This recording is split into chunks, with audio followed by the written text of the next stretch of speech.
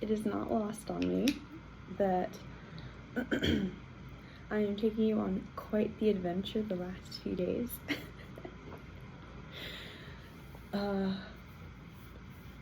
Yes, I know, it's been at all hours of the day and night in random different backdrops of rooms, and so I just want to say to everyone who has just been bearing with me through these new waters of vacation mode, I just want to say thank you. And you know, I think I'm having fun. Hopefully you're having fun. If not, that sucks. I am, first of all, just feeling like I should just mention that my psychotic ass is drinking 2 bags of chai with a dark chocolate, hot chocolate mix. And I was gonna put some almond milk creamer in there, but I forgot. But normally that's what I do. And yes, I like dark chocolate with my chai. And maybe a little bit of almond milk.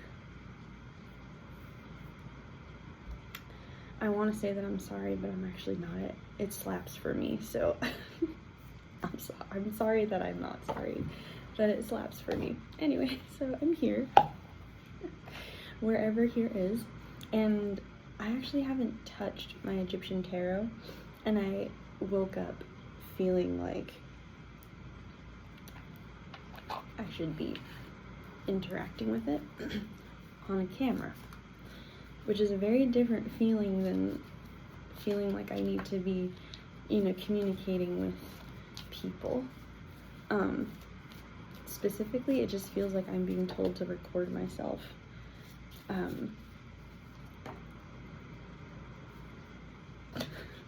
You see it all falling out? I'm trying to, that's enough. That's enough. I don't know about you, but I feel like that was a hissy fit. Okay, so I'm gonna be completely straightforward with you. I don't know how to do a pull with this many cards, or to do a reading with this many cards. There's so many of them, and I am just trying to figure out how to go about this. We're gonna have some fun. I see other people doing this, and I'm just like, I can pull, like, I can't pull indiscriminately. Like, I mean, I say I can't, but like, I genuinely have not, and therefore feel kind of uncomfy doing that, for some reason. So I'm just gonna organize this any way that I can that feels like it makes sense to me, and we're gonna go from there. I also, like, here's the thing, I'm also not afraid of looking stupid. I think that I have actually been stupid publicly so many times that the potential of looking stupid publicly doesn't faze me as much anymore. Like, not necessarily that I don't have, like, confidence, and it's not necessarily that I have, like, an abundance of confidence. There's just kind of, like, this part of me that's like, homie, if you knew how actually stupid I looked when I just felt like I actually knew, like, how humiliating that felt at the time. So now when I'm just kind of like, I don't know, and I'm gonna use tools to help me until I, you know, feel more comfortable to know, I think that, like, for a little while there, I probably would have avoided this like the plague, because I was afraid of rejection and humiliation. But, like, I would rather just use, like, be stupid and use tools to not be stupid and spread misinformation trying to be confidently ignorant than not. I hope that makes sense. So if you see me going over here after reading from this tiny adorable manual, looking for clarification. I am in the midst of channel, but I'm also learning how to be confident in all of the phases of this journey for me. So, that being said, I have organized myself in a way.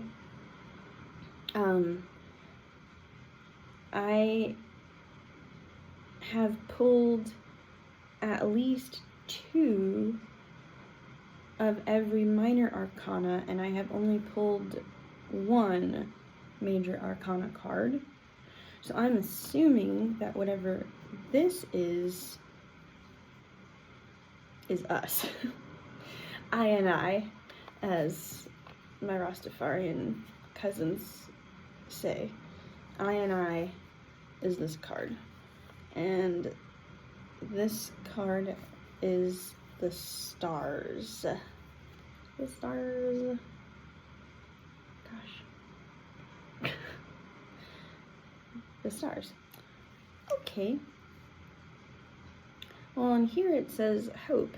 It springs from nothing to illuminate the way and uplift our gaze. Faith, hope, grace, beauty, propitious sign, indication, and ambition.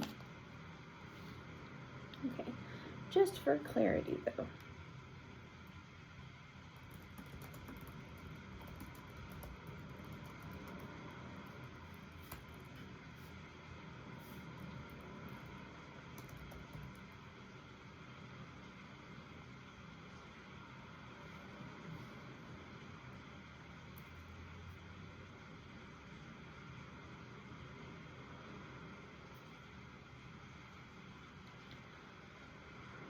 I hate the long lulls. And homie, sorry, there's a gnat. Look. I try to have boundaries with all of nature. Listen, my guy, wherever you are, there are like 18 plants around me. Go pick one to sit and watch, but don't come up in my face. It's not okay.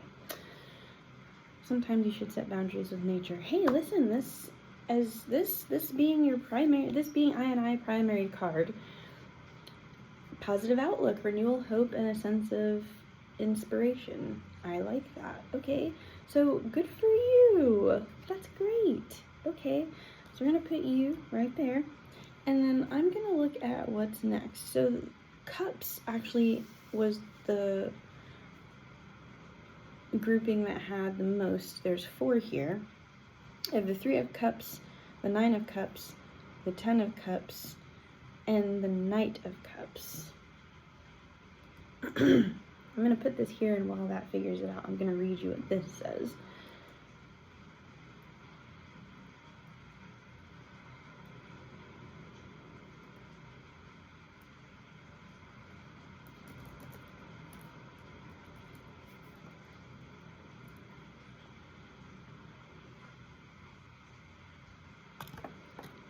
Oh my gosh. Of course, when you're trying to hurry.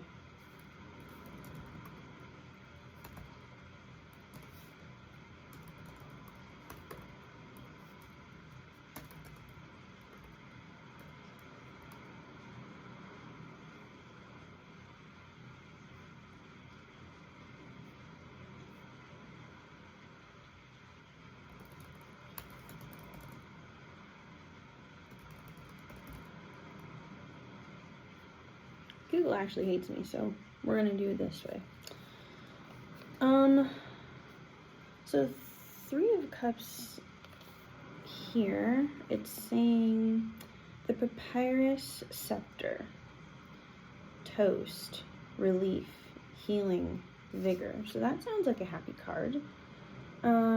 Speaks of a sense of community. It can indicate the time to get more involved by helping. So you're feeling pretty hopeful. You're having some renewal stuff going on. This feels like really good energy. And you're needing to kind of like spread this healing vibe.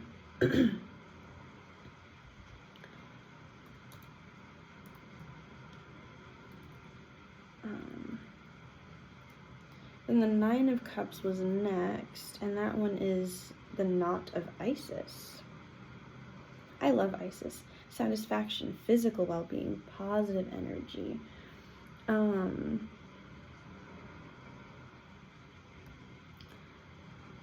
Dreams and desires coming true, satisfaction and happiness. I'm actually kind of curious too. I like to look up some of these things. What is the knot of Isis? Okay, let's check this out.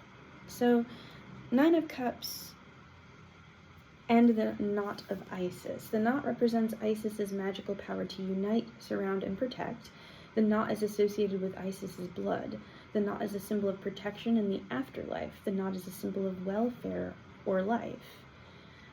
Okay, it's known as the Tiet symbol, and it's an ancient Egyptian amulet that represents the goddess Isis's magical powers and protection. So you are not only having an upswing, but you're divinely protected. Okay, I love it. 10 of Cups. It says the chalices of the souls. Happy union, harmony with one's fellow men, a good reputation. And, okay, the envoy of Nephthys is, that was the 10 of Cups. And then the envoy of Nephthys is the Knight of Cups. And it says close friend, lover, gift. Because I'm not going to Google everything. I feel like it's kind of self-explanatory, even though it's brief. The envoy of Nephthys, though, I kind of want to know what that means, too.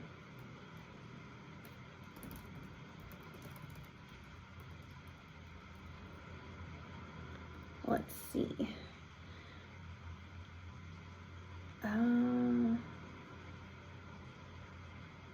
Goddess of death, decay, and darkness, but also a magician with great healing powers. So, okay.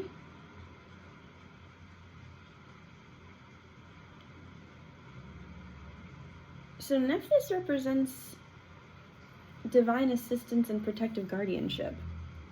Wow, these are really good, guys. Like, this makes me really happy. Like, all of these things, like, just the arcana meaning itself, but also just these, you know, you've got Nephthys and Isis, like, coming to help. Like, you've got, that's beautiful. Sorry. Okay. Hell yeah. Okay, so you're doing great. You're doing really, really good, and that makes me so happy. Okay, so the next one that I have are wands as the second most, and there is a 6 of wands, 7 of wands, and King of wands. And so the 6 of wands on here says the scepter of a newbie, fleetingness of terrestrial conquests.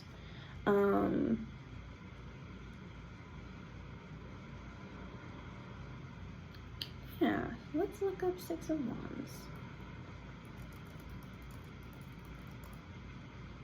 Triumph, success, and public recognition of your achievements.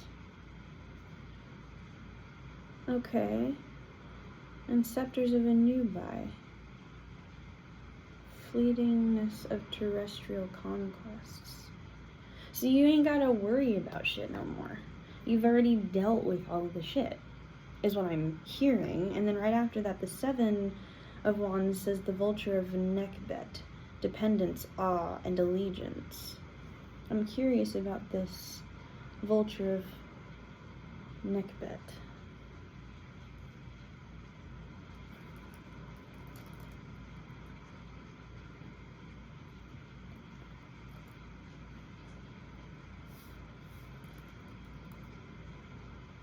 Alright, in ancient Egypt mythology, Nekbet was a vulture goddess who protected Upper Egypt and its rulers.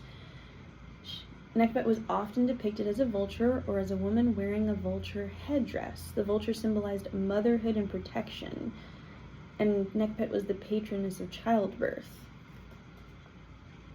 dependence on so someone's birthing something? Are you about to, like, are you in creation mode on top of everything? All this new hope and all of this divine allegiance and everything is, like, getting rid of all of these, like, two-dimensional problems for you? Like, that's what it feels like I'm hearing. Okay, and then the King of Wands, the Lord of Fertility, a good relationship with a mature man, inheritance, help received. So, are you gonna, so it sounds like, is this, hold on, this is kind of exciting. It's like, I'm a romance novelist, okay? In the making. I'm about to put it out there. Like, I'm about to have us all hot and heavy with my shit because I can't help myself and I want to spread that kind of joy in the world. And I get, like, really excited with, like, when oracle readers and tarot readers have, like, love pulls. This feels like a love pull. I've never done one before, but I love it so much. And I love that I'm wearing pink and bunny ears over here, just, like, ushering in an early Ostera. Okay. Let me focus. So you've got all this good star energy, like my beautiful star. You're doing so good. You've got all of this, like, divinely locked in assistance. So, like, it's just gonna keep getting better. You're gonna find your soulmate. I'm feeling like, as a divine, like, balance energy that occupies you know, both my feminine and masculine, I would say that, like, you're about to find the love of your life.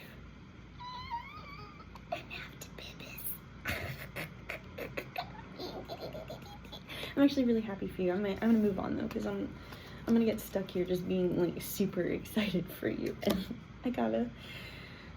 Okay, so I'm gonna, like, go over to the pentacles. I have 2 pentacles right here.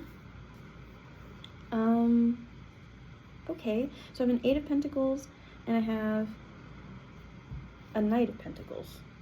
Let's see, what is 8 of pentacles? The sacred tree, stability, manual or commercial ability, professional capacity. Hell yeah. And then I've got Knight of Pentacles, the messenger of riches, businessman, consultant, service. I want to double check on it.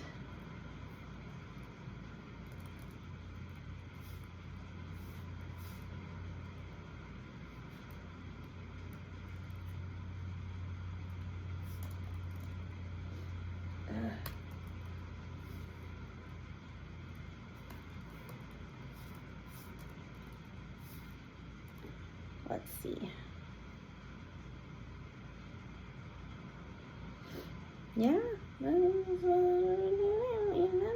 Yep, like hard work, laying strong foundations for the future. Practicality, hard work, perseverance. So, like, work's good. like family's good with the wands, you know, internals are good with the cups, you know, your family looks like it's doing great things. Okay, like, 9 of Swords and King of Swords. Okay, let's look at these guys. I don't know why, but all I feel like I need to say is let's look at these guys. 9 of Swords. So let's see. The Blades of Thoth, nightmares, anguish, suspicion, bewilderment. King of Swords, the Lord of War, magistrate, authority, ideological battle, matter of principle. Okay. Thoth. So, I would be remiss if I didn't mention that I don't know Thoth, but I know Tahuti. And so, I'm gonna look up something because I think it would be interesting if I didn't. The Blades of Thoth. Let me actually look up what that means.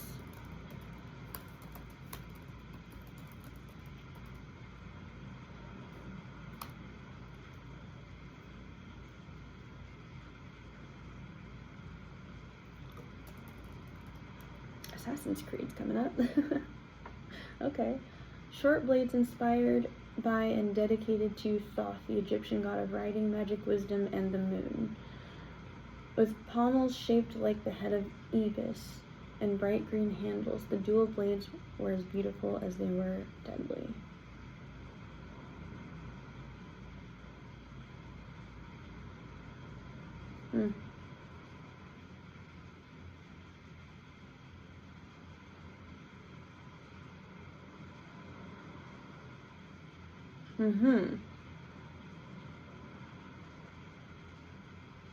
Okay. So yeah, I know that Thoth is the Greek derivative of his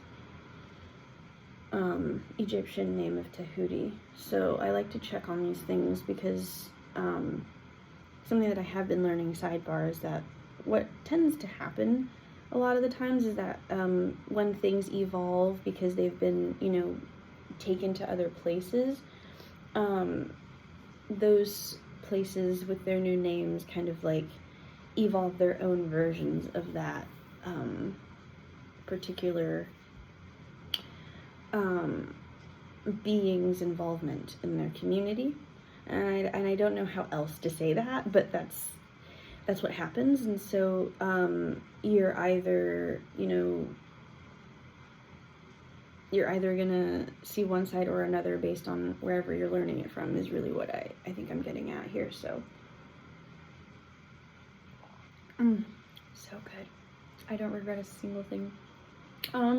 Okay. So yeah, the swords kind of feel rough, huh? I literally just it was just yeah, the job, yeah, the soulmate, yeah, the inner work, yeah, we're doing good, yeah, 22 minutes on the dot, and I was like, and the swords feel uncomfy. This is the second time I've been on this trip where I've been like, yay, why do I feel uncomfortable? It's a very bizarre feeling. I'm over here I'm gonna do a love pull, I can't take it, and then it was just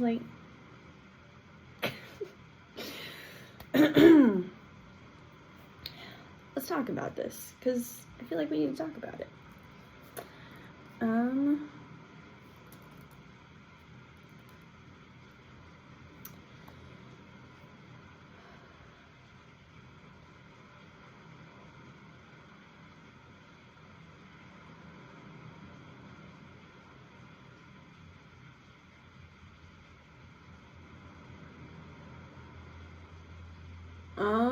Okay.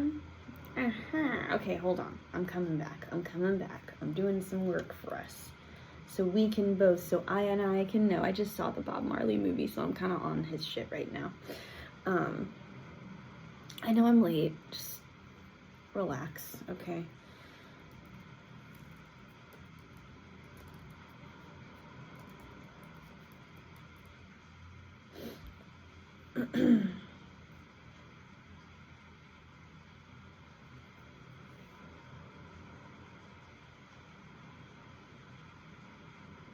Okay, yeah, that's what I thought. So, just doing a quick Google search on just the standard definition of the King of Swords. Hello, sir. See, I'm assuming that this gnat is a gnat because it keeps doing this and it won't reincarnate into something that doesn't have such terrible ass boundaries. And yes, my psycho ass does believe that this gnat understood me the first time I said, no, do that, so. You're on this channel for a reason. Okay, yeah, so, I wanted to look into this. So, Ten of Swords, a figure of intellectual authority signifying the ability to think critically, make sound decisions, exert power through logical reasoning. Essentially a mature and decisive leader who rules with intellect, impartiality, and often is associated with a strong sense of justice and fairness. Great leadership qualities: intellect, justice, and fairness.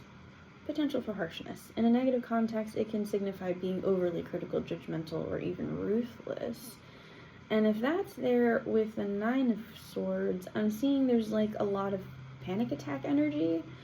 But there's this addendum over here that stuck out to me saying that the positive aspects of the Nine of Swords could represent a warning to acknowledge and confront difficult emotions, leading to potential growth and self-awareness.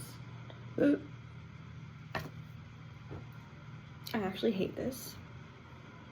I hate what I'm about to do.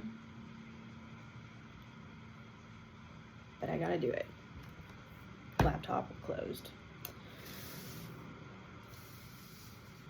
Alright. I'm gonna be honest with you. I get it. I have been diagnosed with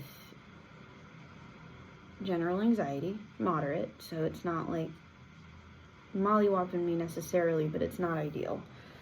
I've been diagnosed with bipolar 2, and my manic phases go down in the depths, so it's not like, oh my god, I'm feeling so great. It's actually more like, I'm doing great, things are really working out for me, I'm kicking ass, and then all of a sudden, I'm having a panic attack, I don't know what's going on, I'm being met with new information that I don't understand, and now I'm barely holding on, what the hell happened, and then I'm going down into this manic loop of, well, it's because I actually am not okay, and I've been lying to myself, and all of this work that I've been doing is bullshit, because if it wasn't bullshit, I wouldn't be having this panic attack that's leading to this depression that's making me want to, like, I get it.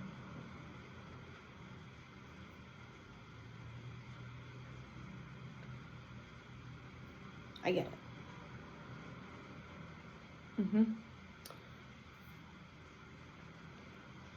It isn't bullshit. You really are, like, doing so fucking good with whatever these, like, career or life purpose conquests are that you're doing. Like,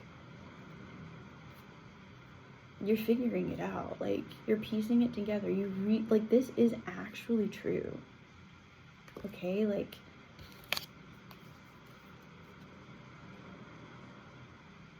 the love of your life and your family are on the way. If it's not already here, if it's not already developing, because I think some of you are literally experiencing abundance of many types of love. As a facilitator, as a creator, as a bystander to love, you're experiencing the fullness of that. That's happening. This is real. And this right here, like, your brain seems amazing. You have a beautiful brain. All of these things that you've accomplished, all of this peace and serenity, it's not bullshit. It's not bullshit. This is real. Here's the thing.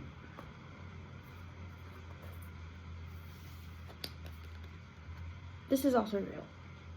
Nine of Swords, fear, overwhelm, panic, anxiety, trepidation at the unknown, trauma is just as real and just as legitimate at the same time, equally. You seem really smart, and you know deep down intellectually that all of these things that I'm saying, including this one and all of these, are true. I get the sense that you're falling back sometimes into the old habits of, like, either or mindset. I'm either a healed individual or I'm a broken individual. And I think that it's not even really about the, it's not actually even about whether or not you're whole or broken, I actually just hate the analogy.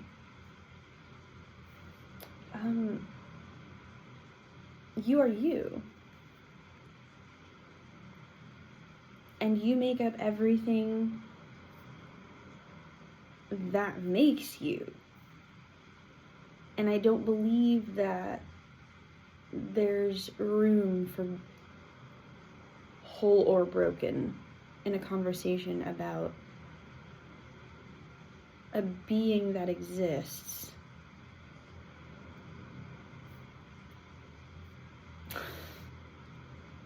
That's it. A being that exists. That's what you are. And there's a lot of growth to do while you exist. I think our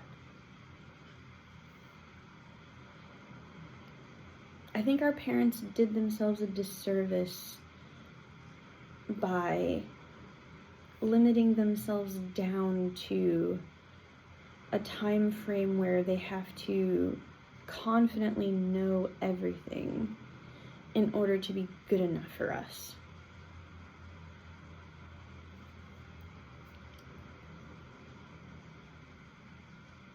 To all of you parents out there who are really struggling with this idea that, you did the best you could with what you had to work with and that still wasn't good enough, I want you to know that, your children could probably be sounding ungrateful, but I think deep down inside, I'm speaking to a group of you that know deep down inside that it's not actually that. It's not even a standard that we would have ever wanted you to set for yourself to begin with.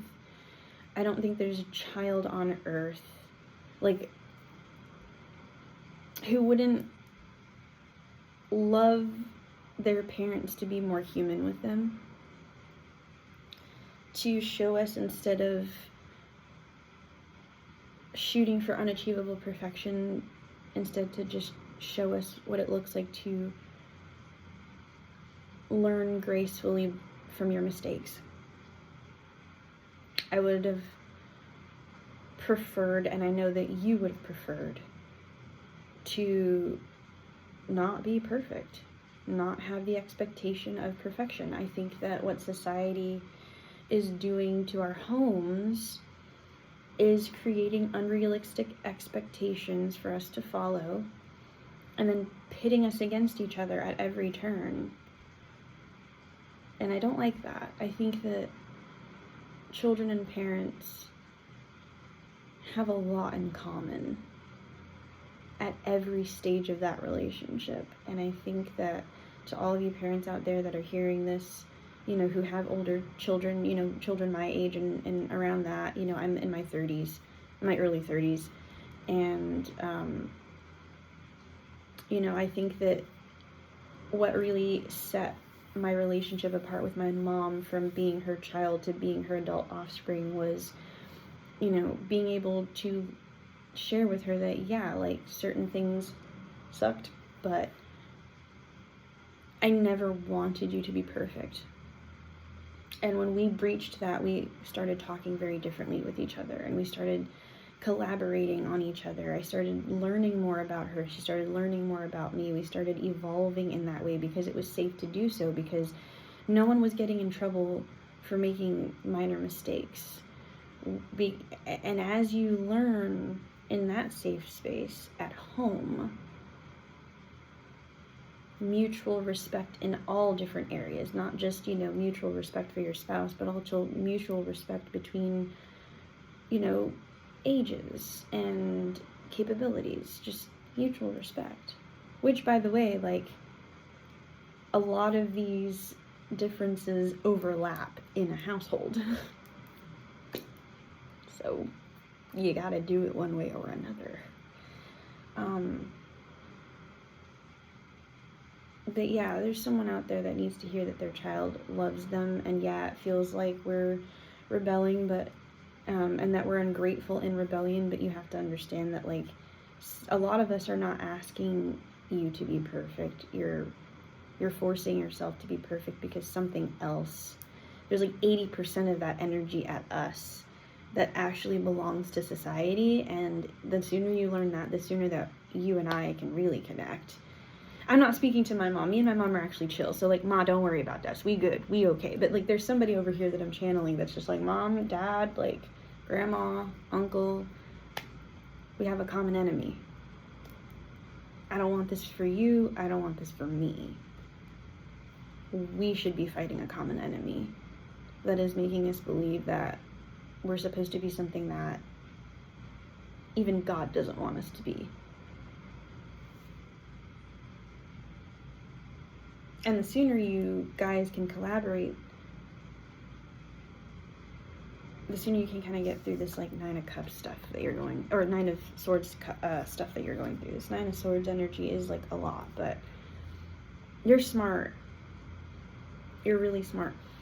And your family wants to collaborate with you. So I'm speaking to two different kinds of people within the same relationship, and maybe even more.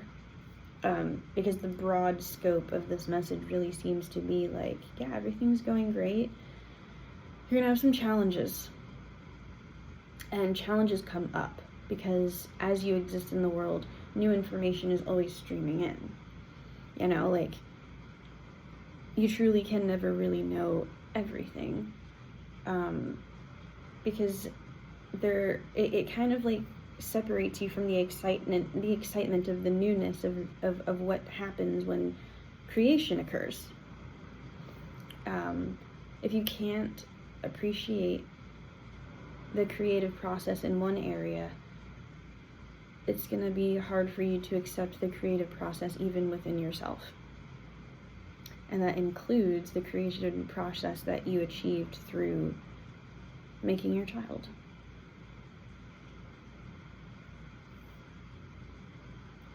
No matter what faith you follow, you're a parent. You created something.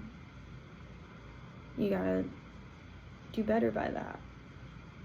And if you believe in all of these sources that say that your creator is good and kind and just, then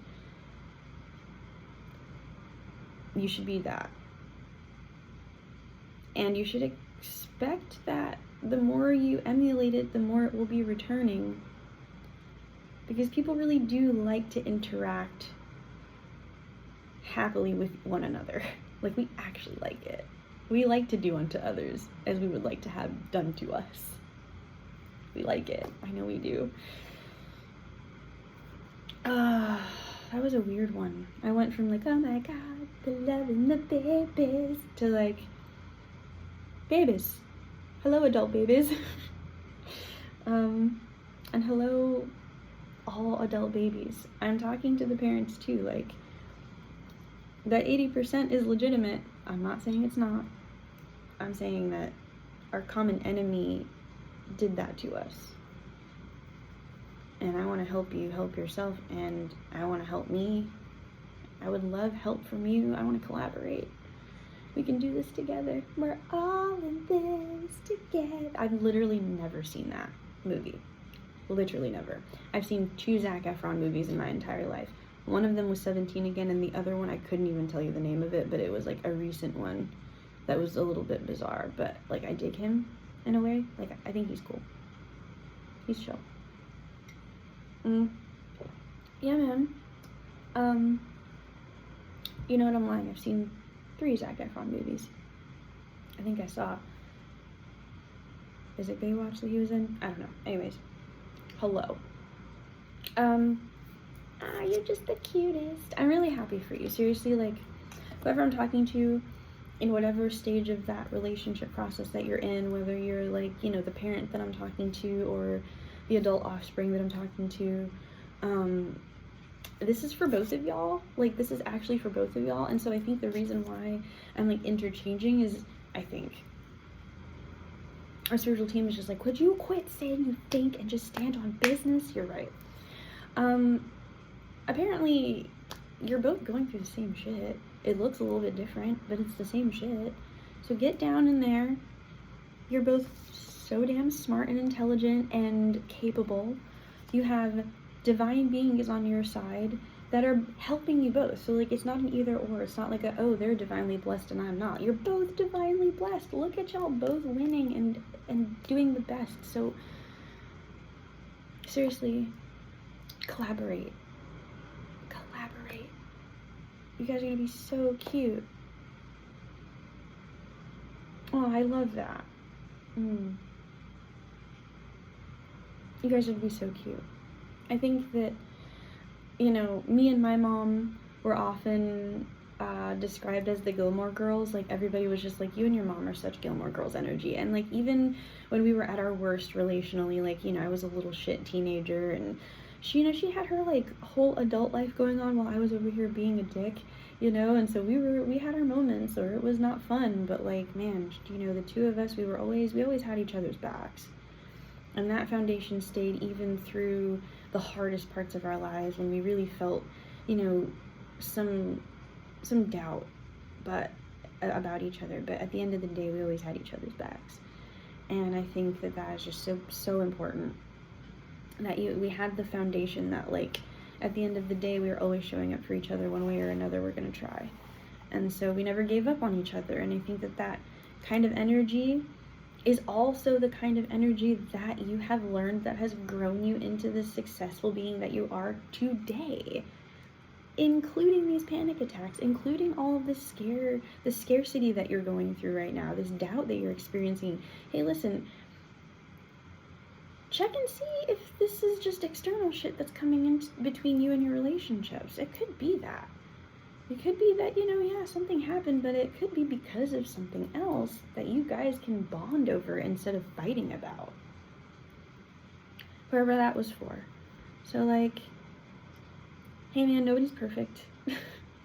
And that's actually, like, kind of fucking refreshing, because, like, the less perfect I feel you are, the closer we can get, and the better we can actually elevate each other, because it's safe to do so. We're not going to be in trouble. We're going to grow because it's safer to grow in a loving, nurturing environment for both of us. We both deserve that.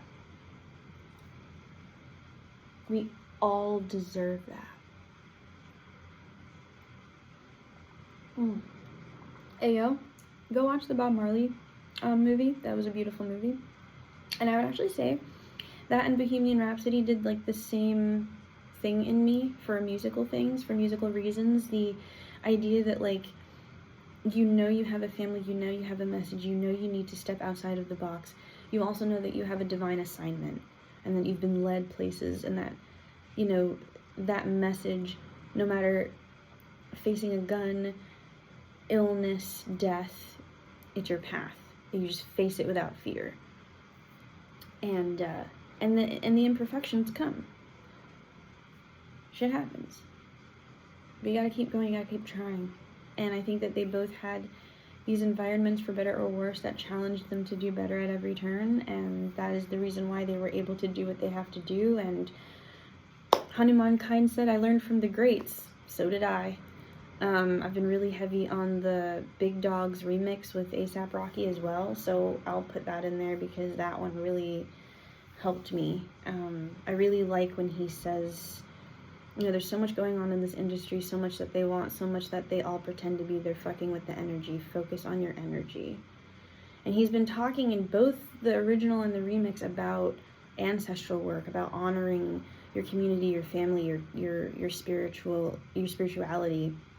Yeah, there's the shit, there's the earth, there's the humanity, but there's also the divinity, the path, and you cannot let humanity corrupt you like that. And he's been really preaching some sermons. Like, he's talking about where he came from, he's talking about what that looks like, but he's also talking about your divine assignment despite that, and I fuck heavy with that. So I'll put that in the description, because I feel like this common enemy that you and, you know, that my adult offspring of all types are going through it's something about the institution that you guys need to link up on. It's like, whatever this is, what you're starting to both realize is out there is affecting in here, and it's up to you to determine how unacceptable that is coming in here with your relationship with your loved ones. And then decide, how are we gonna unite friends? We have our differences, we have our shit, we have our background, nobody's perfect, but it's not us against each other. Something out there needs to be addressed so that it can stop hurting here, this home, this safety. I love these bunny ears. I love them so much. They are also made to accommodate children, so they are just super unforgiving, and I think, you know, I have belief that I can somehow change this out to something more comfortable, but for the time being, just this squeezing me, headband squeezing me, tension squeezing me, the world squeezing me, all the squeezing that I don't actually want happening to me right now is indeed happening. I love you guys. Yes, I lick the side of my cups because I don't want, like, the dripple to, like, stream down and then stain the tablecloth. I have a method to my madness, and it's my cup and my tea. I'm sorry. I don't know why I feel like I need to snap at somebody, because some of y'all are real fucking critical, so chill out. Anyways, I love you, my beautiful star. My little star. Mwah. Beautiful starfish. I don't know why I just need to be a starfish. It's because I have water sounds in the background. Starfish. It's been real. I gotta go. I can't take this anymore. Bye. Mwah.